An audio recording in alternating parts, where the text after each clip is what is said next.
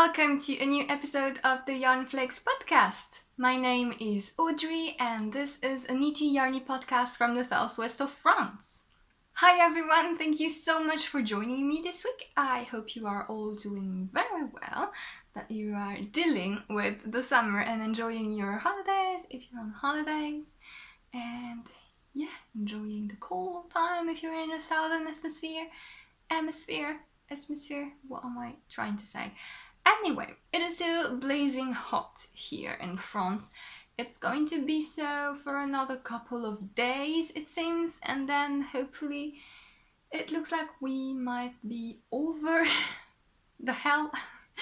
No, it looks like in a couple of days some storms are going to come in and reduce the temperatures to 30 degrees, which would be well appreciated relief. But yeah, I am joining you today. I have a bit of a weird episode because I have spent the last week and a half, because I have skipped a week of regular podcasting. I have spent the last week not doing a lot of knitting that I can show you. What happened is that I was working on design submissions and samples, and so not only am I not able to show you those swatches until things are settled and I know that they're actually going to become a thing, I managed to kind of hurt my wrist and elbows. I think I did too much cabling, quite stressfully again, and yeah, it's not horrendous pain, but it is uncomfortable and it got me a bit worried. So we have a visitor. You might hear some dog mumbling around and ruffling. I am alone with them for a couple of weeks in the house and they're upset. Especially the big one. Yeah, you. If you come here, you stay quiet.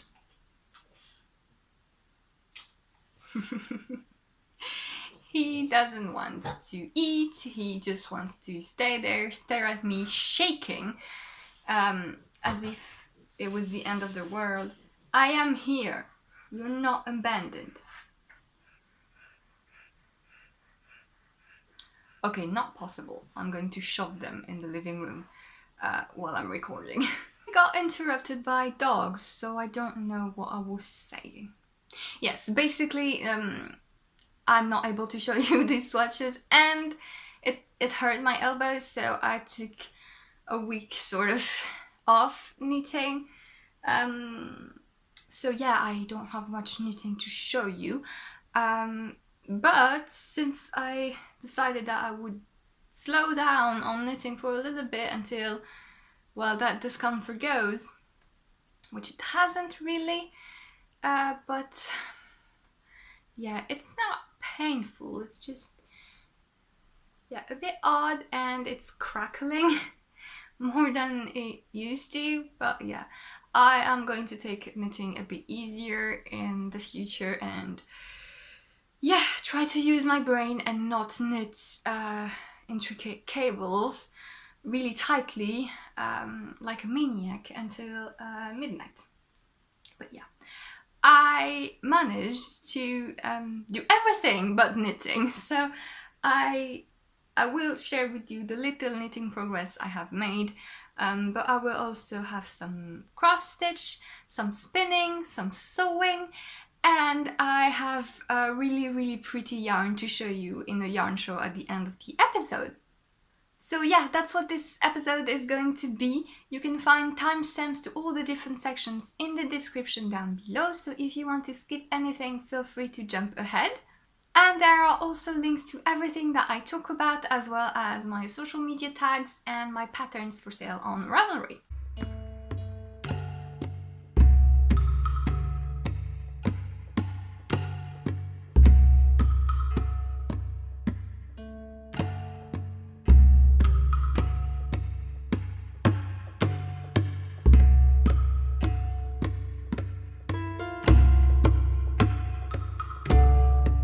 Okay, so I have one finished object knitting wise, but I will not talk about it too much because it's a design and it's currently being test knitted, and I will talk about it when it's actually released in September.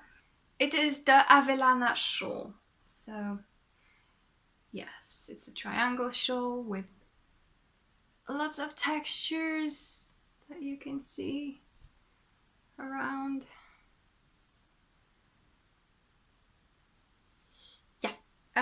So this is done, and I will talk about it in September, but I just wanted to show you that I did do something in the couple of weeks that I haven't seen you. Next up is my only work in progress this week, is my Evenstar shawl. So the second one of these circle lace shawl that I am making, and I have done a little bit of progress on it. If I remember, last time I showed you I was around here in the middle of these big triangles, and I've done all of this. And yeah, it's just more of the same. I am not as much of a fan of this one as I was of my previous lace shawl.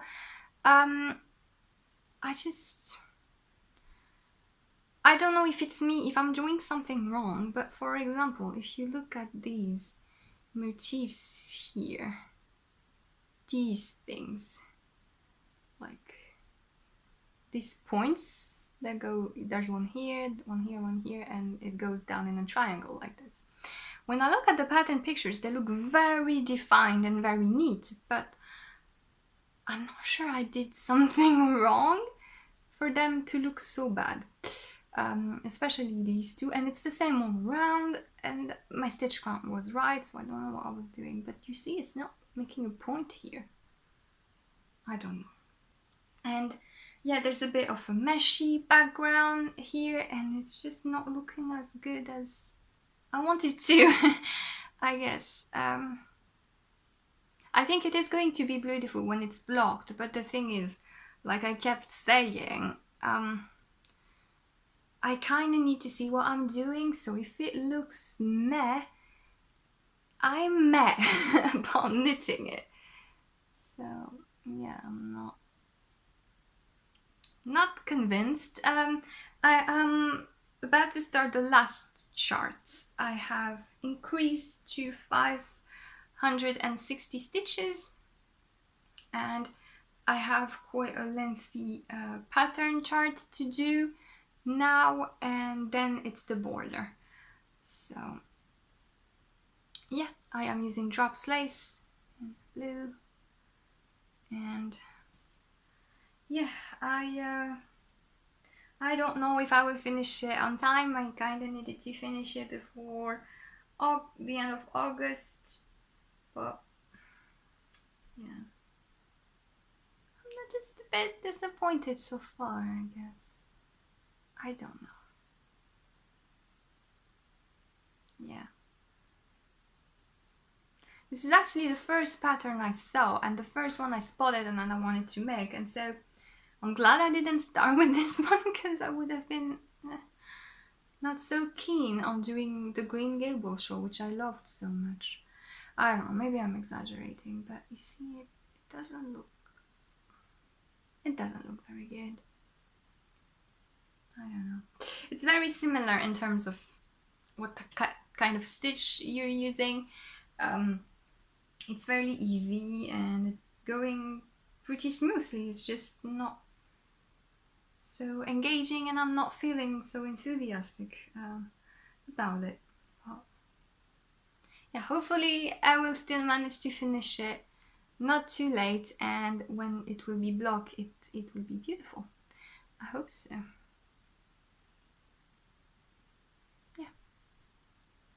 So yes, that is all the knitting that I am able to show you this week. I have started a new project focused video, so obviously I cannot show you that on the podcast, but yeah, as well continue with, I don't know, let's keep it with the yarn, shall we? I'm going to talk to you about spinning.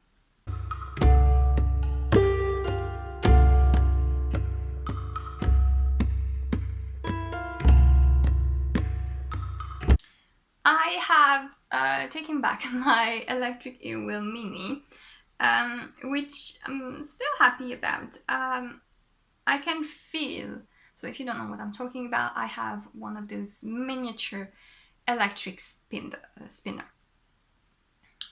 the electric earwheel mini, and so it's quite nice. It's quite efficient, but I can still feel the limitations of it. In terms of the size, the bobbins are small. Even though I am able to spin quite a vast quantity of singles onto one bobbin. I think the bobbins are like 30 grams or something. When I'm plying, it's just a nightmare. It's not done for plying either. You kind of have to tweak the drive band, and it works. It's a good practice tool, but when I'm using it, I just think, oh, how would it be if I had my mechanical spinning wheel like I eventually wanted to get. But it's good practice. It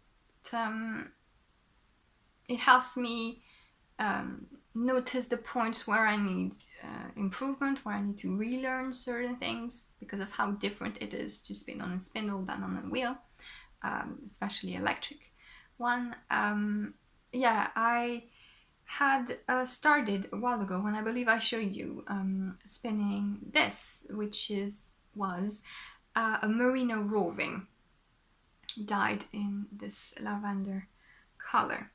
And I finished all the singles and I plied it as a 2-ply. And this is the result. It's still pretty uneven, but it looks nice. It hasn't been washed or anything, and it's quite relaxed, like it's tweaking a little bit, but not a lot. And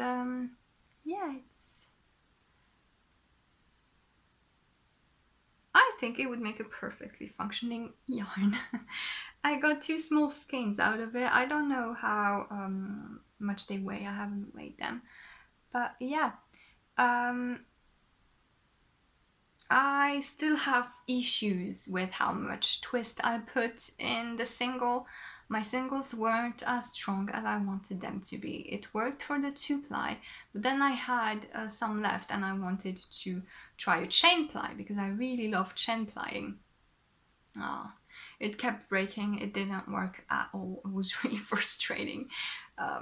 So yeah, I just lost a bit of singles there, and I still need to figure out the right settings for my singles to be strong enough, and it's a bit frustrating. But yeah, I will get there eventually, and in the meantime, I still got a nice 2-ply. I'm not so sure I enjoy spinning merino. I don't know. I guess it's my drafting that's not on point either. It makes something a bit fuzzy. I don't know how people get these really smooth type of yarn. I don't know what I'm doing with it for it to be so fuzzy. I guess I managed to put a lot of air in it while I'm drafting it. But the fiber is prepped, it's combed, so it's prepped for worsted spun, and so I'm kind of making something a bit weird to the fiber, I guess, when I'm drafting, which is not right. And I feel like I'm not getting something smooth. It's pleasant. I actually really like this. It's just I'm wondering if I can't get something super smooth out of a merino top, what on earth am I doing? I'm just being a bit picky because it's looking quite nice. I kind of want to crack on some old hand-dyed roving that I had, that I weaved some with, and I have it left for spinning. So yeah, maybe I might do that in the upcoming weeks. I just really want to make a mechanical though. Yeah, I've been watching a French podcaster, Anna, which owns a yarn shop in Grenoble, And she also does some podcasting in Spanish because she's Spanish, French, Spanish, I don't know. But anyway, I've been watching her and she's just got a spinning wheel and she's been having so much fun with it and she's had beautiful results already. So I'm really happy for her and really interested in her process of learning how to spin on a spinning wheel. So yeah, it's really inspiring me, and I think I kind of want to try and have a little bit more fun with my mini electric wheel. Yeah, in the meantime.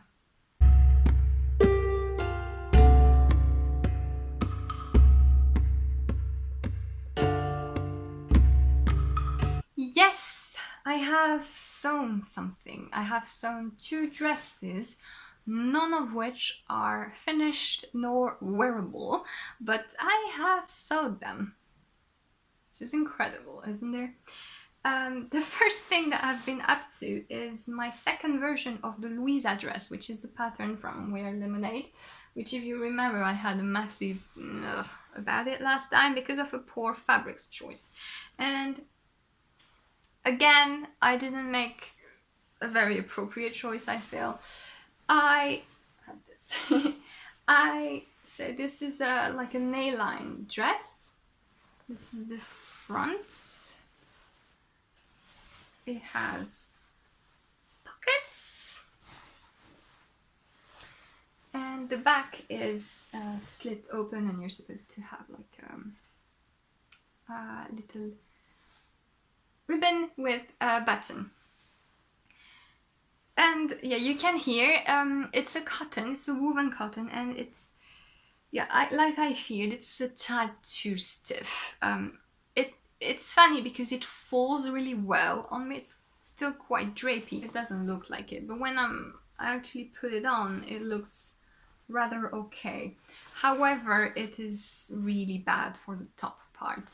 I haven't put in the sleeve because I don't think I can afford to put a sleeve in it. It will just not work.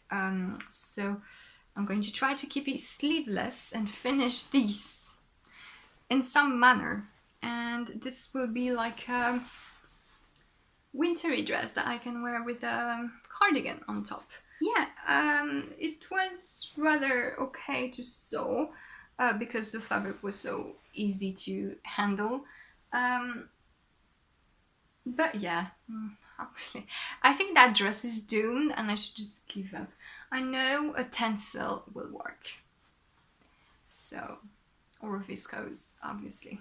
But I kind of don't want it in viscose. I want it to have more structure than viscose, I think. I don't know. I don't know what to do with that dress, so I think I am going to give up and move on.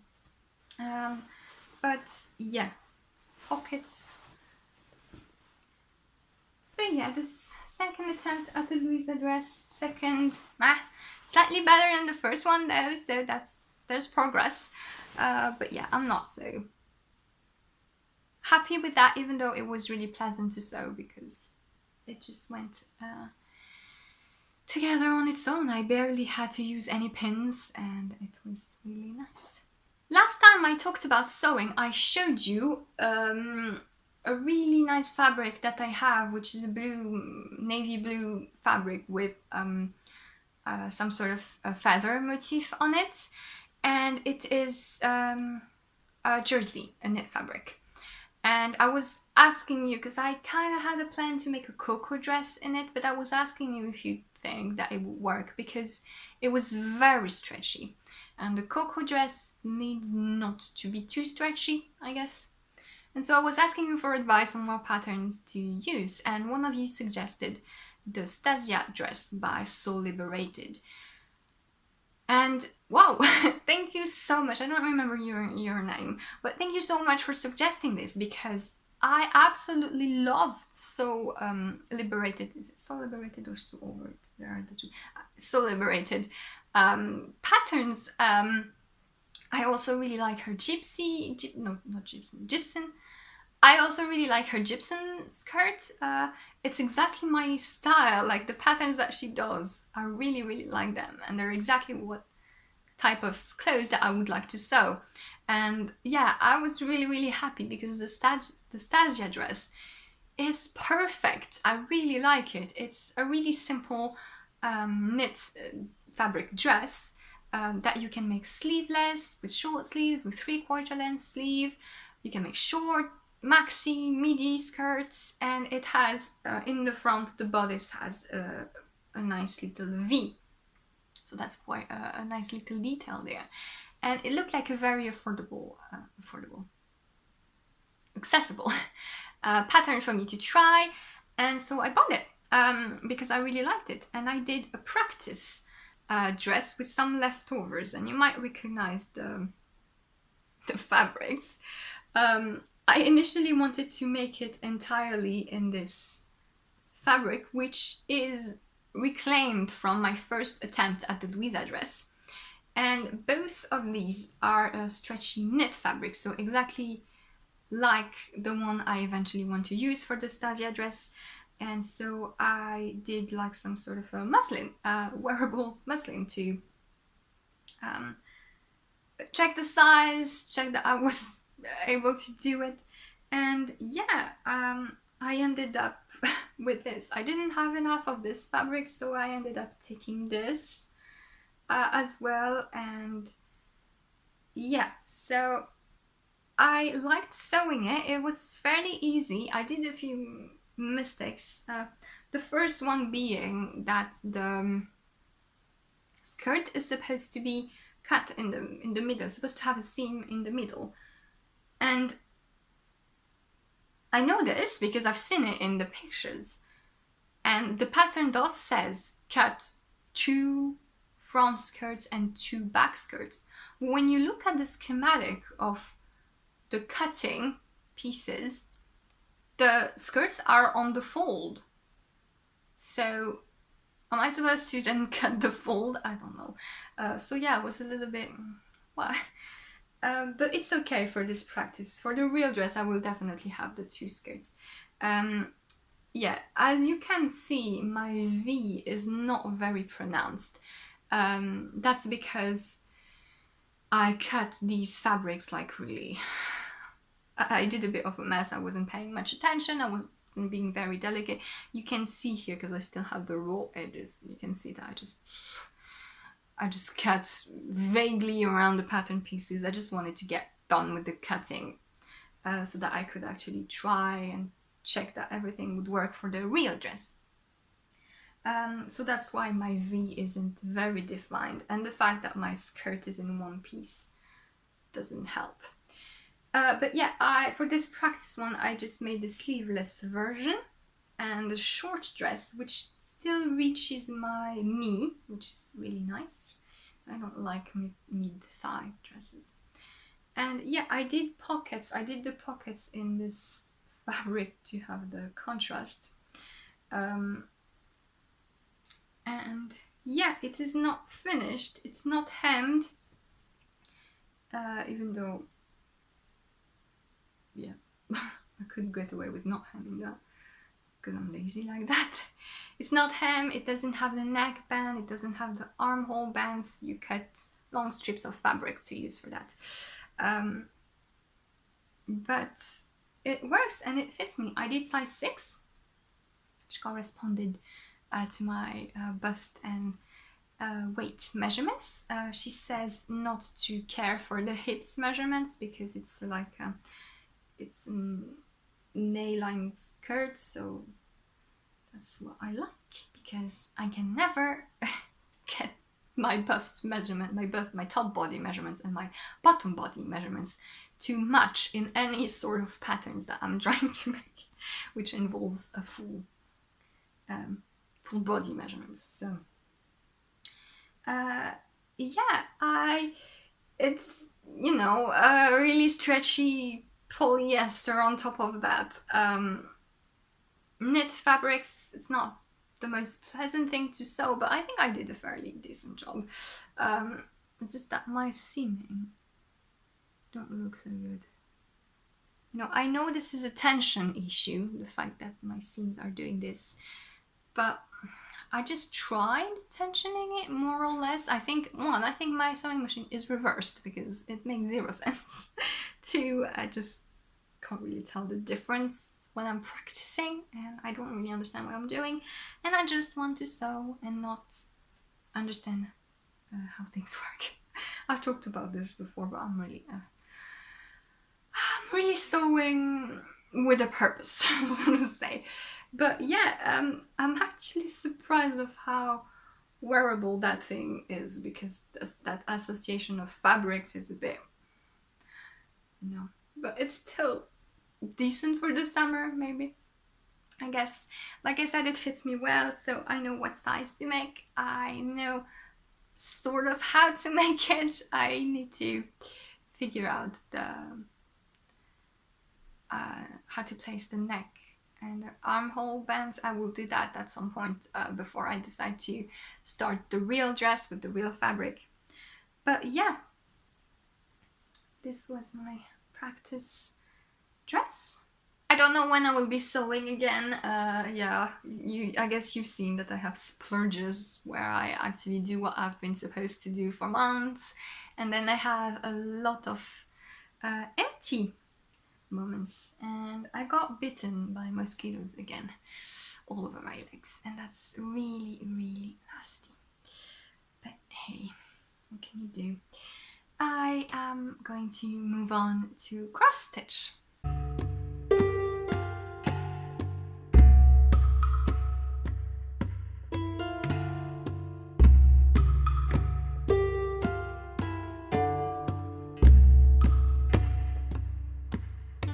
That's the first thing I turned to when I realized I needed to slow down on the knitting, is this cross stitch piece, which is a black work panel from Charts and Stuff on Etsy.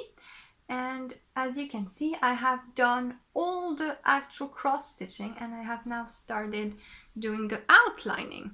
So I've started from the center. You can see that I have made the lines, that I have basically, you go over all your lines of cross stitch, and then you add some other patterning with one strand of DMC thread. And I really love how that center is looking. This is what I was talking to you about when I was making it, is that you really could tell just doing the crosses that the outlining will just have some sort of a magical effect and make the geometrical patterning appear. And it looks really, really cool. So as you can see, I am currently around here doing this, and yeah, it takes a while. As it's only one strand, it kind of tangles a bit more easily as well, but it is really, really beautiful. And yeah, I can't wait to have this done. I don't know yet, because I have 3 of these patterns that are not exactly the same, but they're both, all 3 of them are black works like this, so I want to make like a triptych. And I don't know yet if when I'm done with it, I will instantly start a second one, or if I will make maybe a smaller, not necessarily smaller, but more colorful cross-stitch project as a break. But I'm really, really enjoying it, and yeah, it's looking really nice. It's making the fabric a lot stiffer as well, obviously, because you do so much more of a messy thing at the back. I still managed to leave it quite smooth and tuck in all the ends, but yeah, it looks properly insane once you're outlining a cross stitch piece. I just really like how soothing the clean geometry of cross stitch is. Yes, it's repetitive. You're always doing the same thing, even though when there is so much outlining, you kind of feel like you're drawing as if you were to make freehand embroidery. So yeah, I think black work pieces with a lot of outlining are a good in between, between the really strict only making the little crosses and the freer type of embroidery. And I just think it looks really cool. This is all I have been making this week. Yeah, more of a diverse episode than usual. I hope you don't mind. Yeah, I still wanted to share those things with you, so I figured if I just waited until I had more knitting content to share, then it would just make such a long and even messier episode. So yeah, I figured I might as well throw all my things now and yeah, maybe hopefully come back with more knitting in the next episode. But yeah, I want to finish with a really, really good yarn show.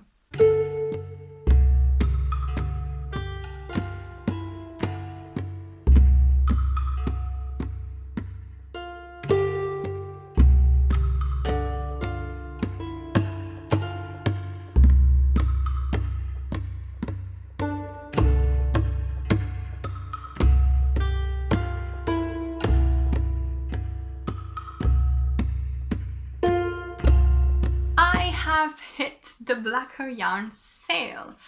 I wanted to knit with Blacker Yarns forever. It's a brand that is just so on point with what I like about yarn, their breed specific ranges and their attention to details in the fibers that they chose, the amount of information that they give about how their yarn is produced and how it is, what it's made of and what you can use it for. I just really appealed to that, and I really appreciate what they do as a company.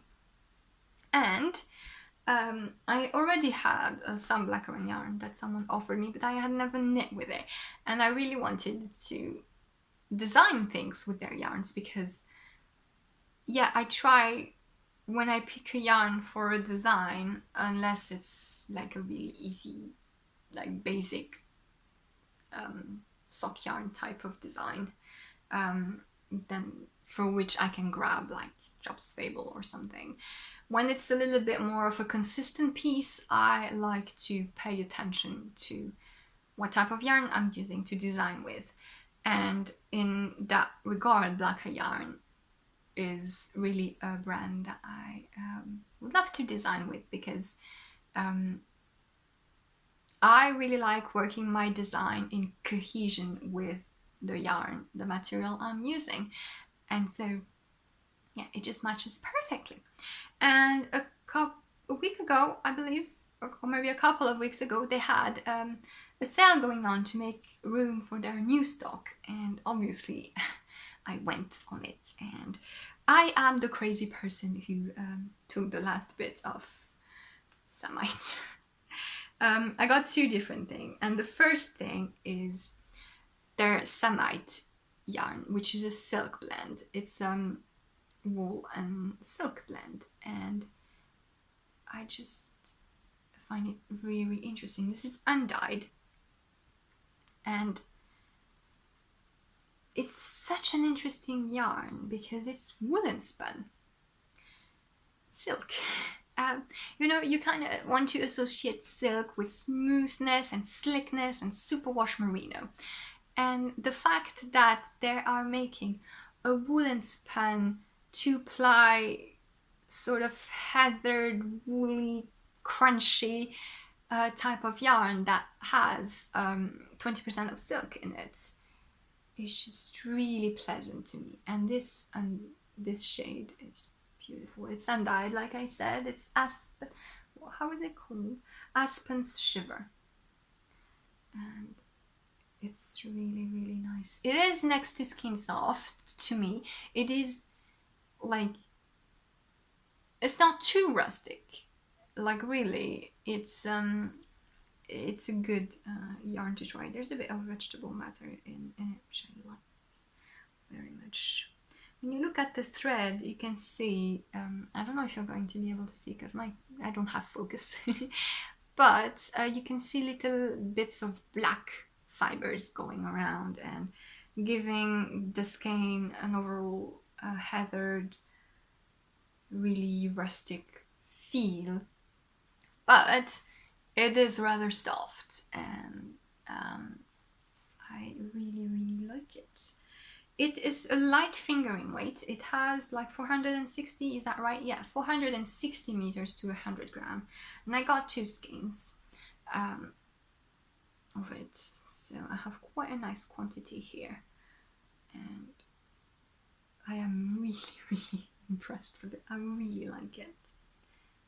It's a really beautiful blend, and I can't wait to work with it. It looks like it's going to have a really interesting woolen span definition, for lace. It can be really interesting. The second yarn I got from Blacker Yarns is this. It's their Tamar Lustre blend, and it's the DK version that I got. They make this in both 4-ply and DK, and this is 100% wool, and it's in the shade Kensey, which is not that pink. It's more dusty. Yeah, a little bit more like this. And this is worsted span, and it's 2-ply as well, I think. Yeah, it's a 2-ply as well. And this is a little bit smoother, even though it still has that really nice halo from the type of sheep that they sheared for this. And again, maybe it's a little bit more prickly than the other. We're still on a very manageable level. It's on the same type of softness, but not plain soft as yarns like De Rerum Natura, I feel. But it's it's not Holskarn, it's not Faroe Islands yarn, it's not Shetland, it is next to skein.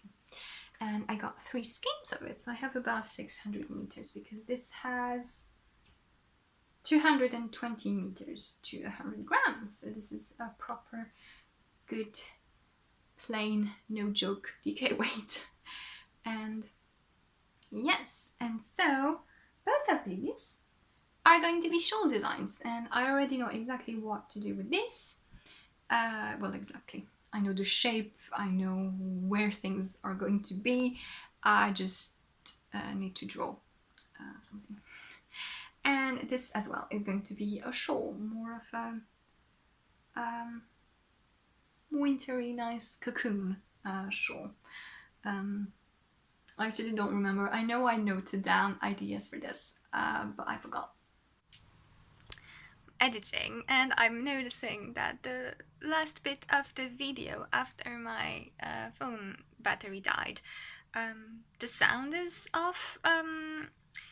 I don't know, it's not synced with the video, I don't know why, and the thing is, I'm afraid that it means the file is corrupted, and that when I'm going to export the video, iMovie is going to be like, no, and I don't want this to happen. So yeah, I'm just going to re-say briefly what I was saying. Can you see the mess behind me? I'm sorry. Yeah, I was just ending the podcast by saying that I am really in the mood to design shawls lately. I have lots of ideas, lots of textured things. I guess I want autumn, but yeah, and yeah, that's about that for this week's podcast. I hope you enjoyed, even though it was a little bit more all over the place than usual.